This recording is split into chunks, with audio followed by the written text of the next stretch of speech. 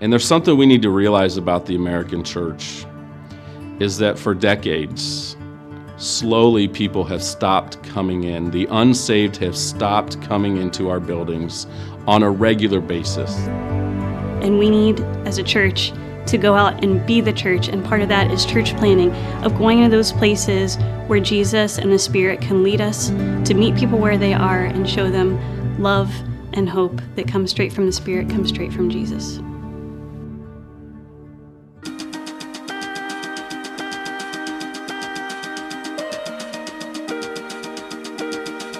We believe that the Great Commission that Christ has given to make disciples, to baptize, and to teach is carried out by the local church planting new churches.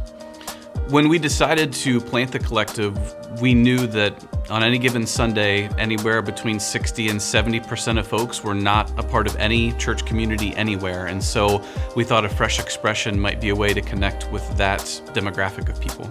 And it wasn't just a aha moment, we need to plant a church. It was conversation after conversation, after cup of coffee after cup of coffee.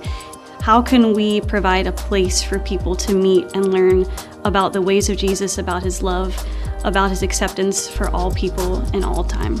As a whole, the unsaved are not attending our churches anymore.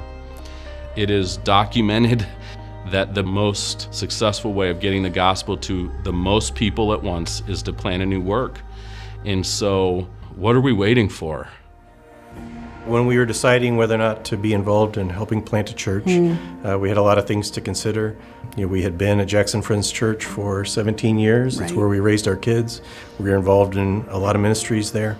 You don't really know what you believe until you test it. Yeah. And so I think that the biggest impact on our faith has been if you're not willing to risk, you're not willing to test it and see all the ways that Jesus is going to show up.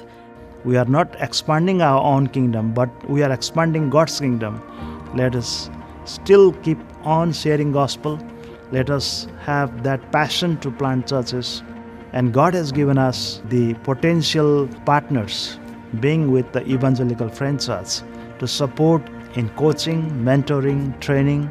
Let's start making our churches sending churches, raising people up specifically to plant new works. If God is calling you, just say yes. Obey him with your yes.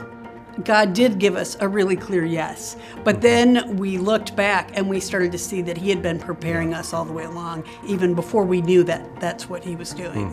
Start with what you might feel led to do and what your community might need in the way of a church, an expression of the kingdom, and then look at your resources and just say, with this scale, how can we do what we feel called to do? So let us not be afraid of thinking and planning and praying for a new church in new places, in a new ways.